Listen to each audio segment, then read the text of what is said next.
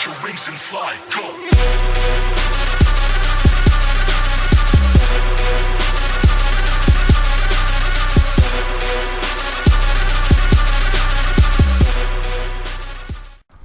Yo, what is going on YouTube? This your boy Kamen Zero Spike back again once again, and today we have a very interesting episode of Kamen Revice, episode 13. And this episode was a lot, and this episode was actually very smart on the bad guys part, and I'm liking it because it gave more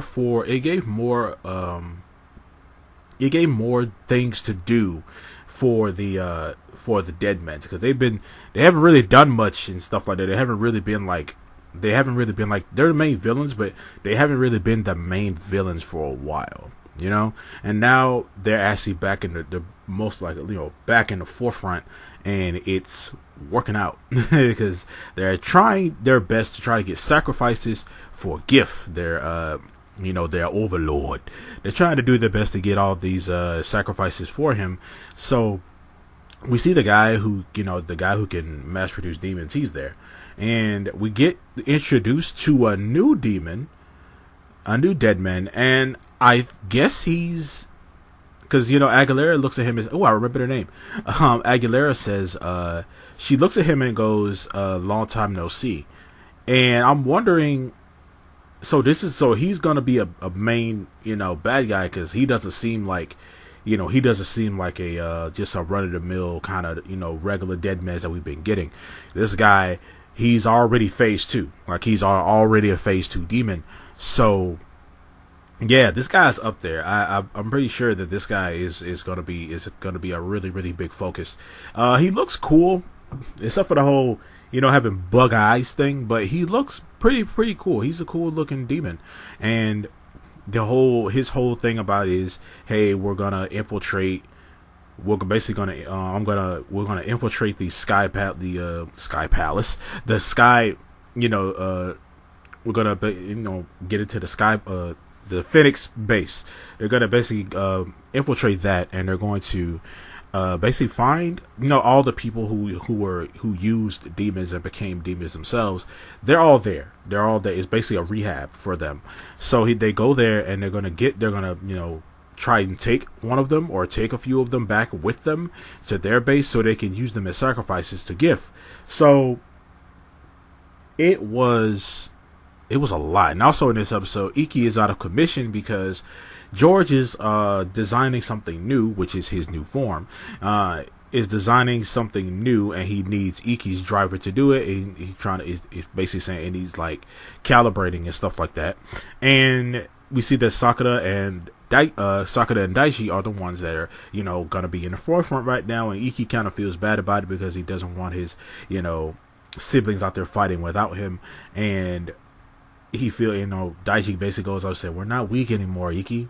We're not weak anymore, brother." And, you know, Daichi, he's happy for them, but at the same time, he's like, he doesn't want to feel useless, you know. And he also got Vice in his ear saying like, "Hey man, I could go help them out, or I could do this and I could do that. Like, you don't have to just sit here and not be able to do anything. Like, you can send me out here."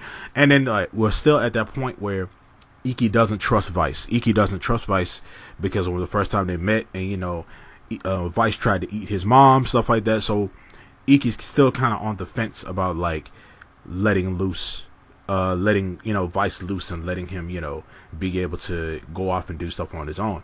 And also Hiromi, he's also out of commission because his driver also needs calibrating because, you know, because of his physical health, and also when he tried to use two Vice stamps at once in the last episode, he ended up, you know, hurting himself. So that's the thing. So Iki and Hiromi are basically like, they're benched right now. They're benched, and we have our other two riders. They're going to be out there in the forefront doing the job and stuff like that. And George actually tells Sakura something. He said, "Hey, I'll accept you using this. This driver, but it's a dud in my eyes, and I scrapped it a long time ago. So I'm just trying to wonder who has the data, who sent you this and who has the data on it. I'm sure I crushed the data, canned it. And then our head boss of Phoenix, he basically says, well, you guys still need to figure out who sent it to her in the first place. So go out there. Yeah. So after that, we see that this, we go back to their home, and Sakura's mom is not is not having it. She's not like, no, my daughter is not for to go out here fighting and stuff. And then Sakura's like, I get hurt, and you said you're gonna get hurt real bad. And Sakura's like, I get hurt in karate all the time, but this is different. You could die now. So they ended up, so Daichi ends up coming up, and they end up having to go on a mission. And basically, this big Daichi ends up figuring this out, that this is all like a distraction, because they send out a bunch of gift juniors, and they're basically fighting all of them, but the other bad guys are nowhere to be seen. So they go in there, and they ended up infiltrating the sky base. So basically, we know that somebody is a traitor. Somebody ended up letting them in. And the ending of the episode kind of already tells you. If you haven't watched the episode, the episode already tells you who did it. And also, this new demon, this new phase 2 demon that they have, he can shapeshift. And yeah, he can shapeshift into anybody, essentially. And yeah, so that comes into play later in the episode. Also, the Gift Juniors have started to infiltrate the sky base, and they ended up we see our main demon, well, not our main demons, but our shapeshifting demon and the guy, the human dude that's working with the dead men, ended up stealing some card keys, and ended up releasing one of the guys who I didn't think would ever like see any of these previous people, but releasing one of the people from that, and he is full on willing to team up with the dead men and stuff like that, and it's weird. I think his name was Koda or Koda, something like that. Yeah, they end up getting him, and they end up leaving the sky base. But they ended up leaving the sky base, but it's still a bunch of Gift Juniors still in there terrorizing. So what happens is we see that Iki, he still ends up coming to the battle. He sees his brother and sister fighting our two other boy dead men, which was Julio and the dude in the green. And they're fighting both of them, and they're talking mad. He's talking mad-ish to them, saying stuff like, yeah, your brother. He say, hey, you guys aren't that strong without your big brother, huh? And he's like, well, I'm gonna show you that we are. So they're fighting them. They're having trouble with them. They're fighting both of them. And we see that in the midst of all the fighting and stuff like that, we also see Hiromi has also come back too. He's protecting Love. He's protecting Sakura's little demon. He's protecting her in his little civilian form, swinging his bag and all kind of stuff. He's protecting her, and that's when we see Iki. He gets into the base, and he sees George, and we see George actually using he's using one Vice stamp, and it's the one with the egg on it, and he's taking that Vice stamp and he's scanning all the other Vice stamps into it, and the last one he has to scan is Iki's main Vice stamp, which is Rex. And he scans Rex, and Rex won't scan all the way. It gets to 99% and it won't scan. And he keeps doing it, and it won't calibrate for some reason. And that's when Iki comes in, and he tries to protect George from these Gift Juniors that are attacking. So one of these guys walks in, and he shoots some of the Gift Juniors to stop them from hurting Iki. And it turns out he's actually turns out he's just this random guy, but turns out he is the shape-shifting dead man. We don't really see what they don't really see what he looks like at that point, but yeah, so that's when Iki is talking to Vice, and Vice is like, please, you gotta let me fight him. You gotta trust me. See, just trust me a little bit. Please, you gotta let me go in. And that's when Iki starts to remember everything that they've been through up till now. And he says that, you kept your promise this whole time. And what kind of buddy would I be if I don't uphold to it? So you know what, Vice? I trust you. And that's when the Rex Vice stamp glows. and that's when Vice is now out of Iki's body, and everybody can see him now, instead of him being a little ghost and him being like a little ghost outside of Iki's body talking to him. This time he is out, full on out, and he starts wailing on all these demons after Iki says, "I trust you." So that's when, after that, the Rex Vice stamp starts to glow, and that's when he's able to scan the new Vice stamp into the Rex, and now it's able to fully calibrate. So now the new form is up and ready to go, and that's when Iki goes off with George to help out Daiji and Sakura. But at this point, Daiji ends up getting hit hard enough to the point where Kagero takes control again, and I knew that this was going to be a thing. Like, he gets hit hard enough, Kagero comes back. Kagero switches with him, and that's wild. And that's when he hitches up into Kamen Evil, and he starts fighting Sakura. And yeah, that was effed up. That's when George gets there to Sakura. He ends up giving her a new Vice stamp. He ends up giving her a new Vice stamp that's a weapon, and it's 2 fans. And that's when Love-chan comes back to her and turns into these 2 fans. And that's when she ends up fighting Evil, taking him out and hitting him hard enough for him to go back to being Daiji. So yeah, that's how she ends up saving her brother. She's like, he's gonna hurt, but I'm trying to help you. And that's when Iki comes in. Iki comes up and he transforms into his new form. It's called Braid Rex. This form looks really cool, and it's ice. This form looks really cool. It's like a metallic, for some, how ice forms always look, where they're always like a metallic blue. It's metallic sky blue, and it's metallic sky blue with with the pink up under it. And this form is actually pretty dope. He completely dominates Julio and Julio and the other dude. And he ends up. I felt like he was gonna really destroy them, because it really felt like it. He really ended up destroying him. We see that Vice doesn't get a new form in this. He doesn't get a new look in this form, and he talks to George about it. He says, "Oh, I thought my designs were lame and stuff like that." And we said George did not forget about that. That's why he didn't design a form for Vice, which was funny.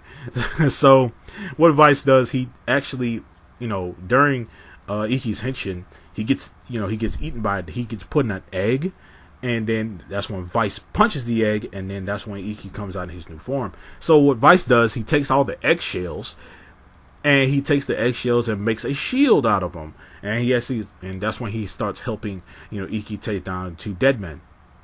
Also, it had the ability to summon a giant Brachiosaurus. Yeah, that was the thing. And the Rider King is actually pretty cool too. He ends up using it, and then Julio and the other dude try to get out of the way of it, but then that's when Vice actually hits them into Iki's line of fire, and then that's when Iki, Rider kicks them, takes them out, and I thought they were dead. I really thought they were dead. And then that's when Aguilera says, "All right, you guys good? Yeah, we can leave now." He's like, "We got the sacrifice. We can go home." And he's like, "All right, cool." So they end up leaving, and they see that it's one of the older people that they helped, and who they put in there. So yeah, and Iki feels really bad about that, and I guess next episode he's gonna be trying to talk to this dude and trying to see why he went with them in the first place. And with that being said, though, we see that they end up going back and talking to George, and we see that he tells them, he said, how did they, he tells them how they got in. He said, "Oh, the traitor did that."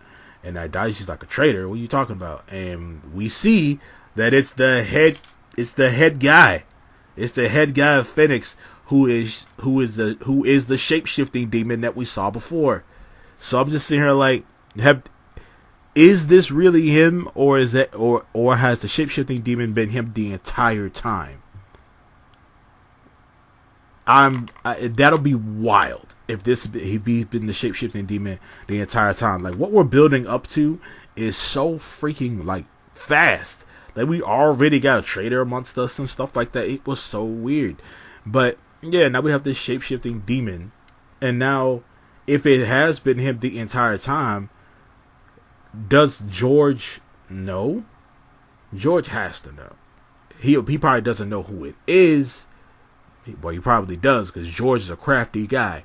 But I don't know. I don't know how to feel about this because maybe I'm looking too deep into it. I don't know. But at the same time, yeah, it seems like George may know that it's the traitor. He's probably the head guy is the shape-shifting demon, and he's the traitor. Or he might not know at all. And they don't know who it is for now. But other than that, though, I guess that rules out. I guess that rules out the head guy becoming a writer later on down the line. I don't know. But yeah, this episode was actually pretty good. It was nice. When the Kagero came back, it kind of felt weird. It felt weird. It was just kind of out of nowhere for me. That there was like no build up to that. I mean, like we know if Kagero's here when he starts flicking his finger. Like Kagero has a tell, when he's here. But at the same time, that whole Kagero thing was weird. It just came out of nowhere for me. And I like that. They had Sakura be the one to take him, bring him back up. Stuff like that. But and then Iki really didn't sweat it either.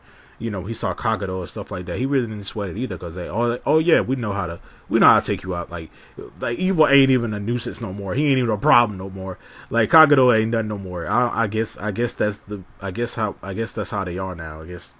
Wow. But other than that, though, this was a great episode. I love this episode a lot. I wonder, the bad guys they did good in this episode. They did accomplish something in this episode. Really, there was no monster to weaken this episode either.